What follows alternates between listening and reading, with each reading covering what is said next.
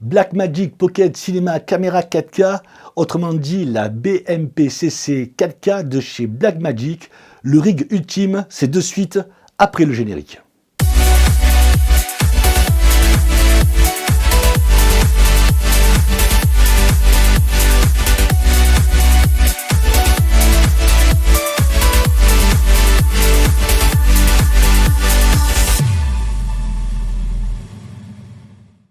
Bonjour, je suis Jamy de la chaîne Opus 109 Média. Peut-être que comme moi, vous vous êtes interrogé sur la meilleure façon d'équiper, d'upgrader votre caméra BMPCC 4K.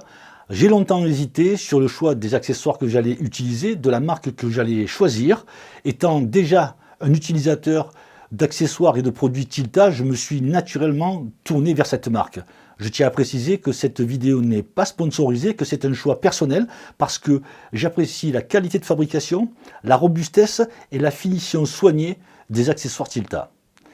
Dans cette vidéo, nous allons voir la cage et ses accessoires, le Metabone Speed Booster, l'objectif, le follow focus, la batterie, l'écran, le ring d'épaule et le micro. Pourquoi suréquiper une caméra qui à la base ne pèse pas plus lourd qu'un appareil photo? Alors c'est vrai qu'elle en perd tout son terme pocket, mais si vous faites du long métrage, du clip, de la pub ou de la fiction, pour tirer le meilleur parti de cette caméra, il sera absolument nécessaire de l'équiper. Alors j'ai réfléchi au meilleur moyen de vous aider pour monter vous aussi votre rig ultime, et il m'a semblé que la meilleure façon était de le faire en vidéo. Alors ce que j'ai souhaité faire, c'est qu'à chaque fois, je vous marquerai la référence du produit quand c'est possible. On va voir tout de suite un extrait de ce qui nous attend tout au long de cette vidéo.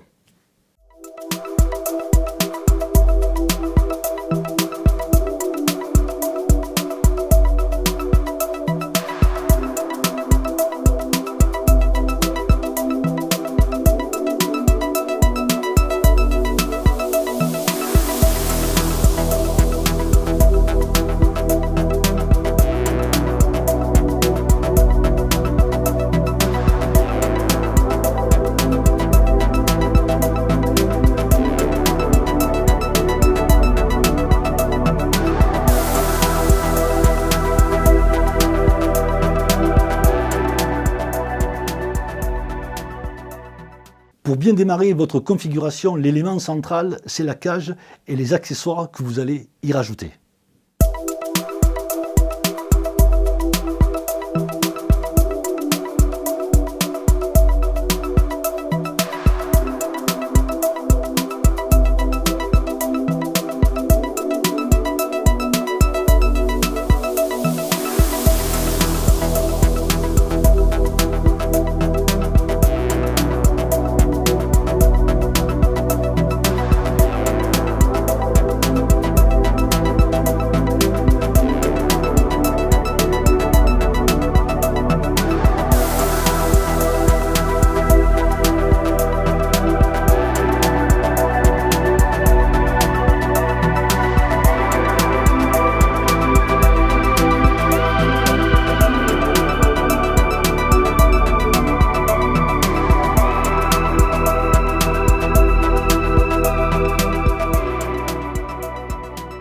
Pourquoi utiliser Metabone Speed Booster? Tout simplement parce que j'utilise des objectifs Canon à monture EF et que je trouve qu'il est dommage de travailler avec des objectifs micro 4 tiers alors que le mariage Metabone Speed Booster et l'objectif Canon donne un excellent résultat et un très bon piqué à l'image.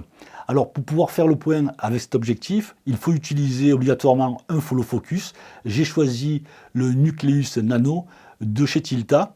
Je trouve qu'il est très bien parce qu'on peut adapter la molette du Nucleus sur d'autres configurations, comme par exemple le Tilta G2X.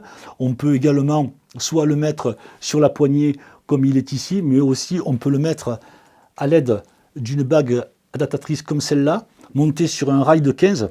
Vous voyez, il suffit de le mettre comme ceci.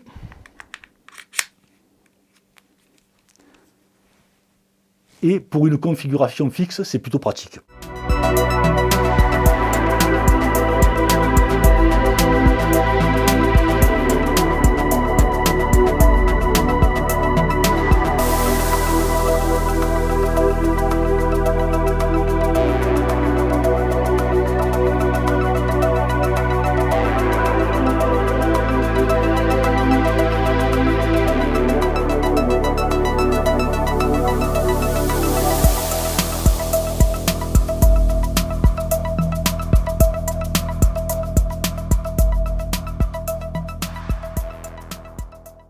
Alors pour alimenter l'ensemble des accessoires qui sont sur mon rig, que ce soit l'écran ou le micro qu'on verra un petit peu plus tard, le module du Nucleus Nano et la caméra en elle-même, il était nécessaire d'avoir une batterie qui tienne le coup, une batterie Veloc avec un support Veloc Tilta qui me permet de pouvoir brancher des JTAB dessus ainsi que de l'USB.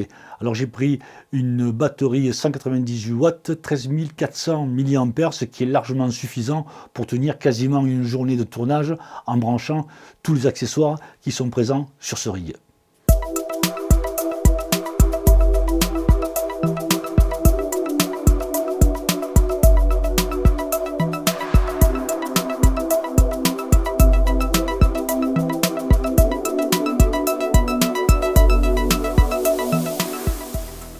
Pour le moniteur externe, mon choix s'est porté vers le Lilliput A5 4K HDMI que je trouve plutôt lumineux et qui s'en tire plutôt bien en plein soleil.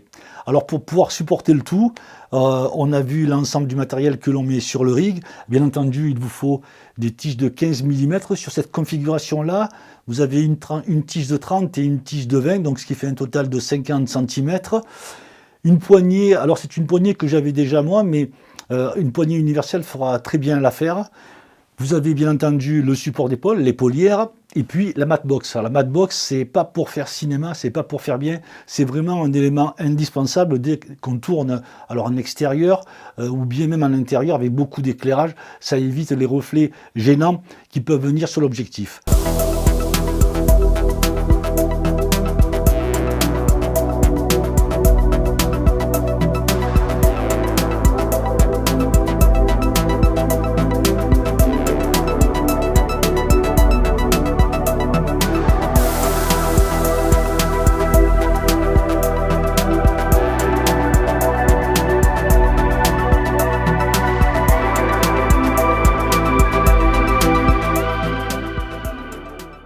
Enfin, le dernier élément qui vient compléter notre configuration, notre rig ultime, c'est le micro Sennheiser K6 ME66. C'est un micro à électrette, c'est un micro qui est très sensible et qui a une très bonne reproduction du son.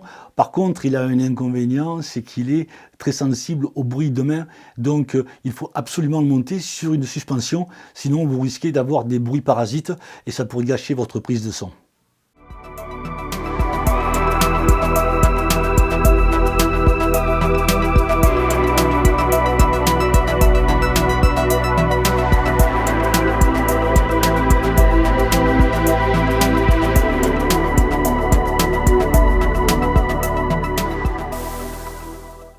Voilà, la configuration de notre rig ultime est terminée. Sachez tout de même qu'il pèse environ 8 kg, donc on ne s'amuse pas à courir avec. En tout cas, moi j'ai pris plaisir à faire cette vidéo. J'espère que vous aussi, que j'aurai répondu à certaines de vos interrogations, à certaines de vos questions. Pensez à me laisser des pouces bleus, laissez-moi des commentaires, dites-moi ce que vous en pensez, quel matériel vous utilisez. Je vous dis à très bientôt pour une prochaine vidéo. Pensez à vous abonner. Bye bye.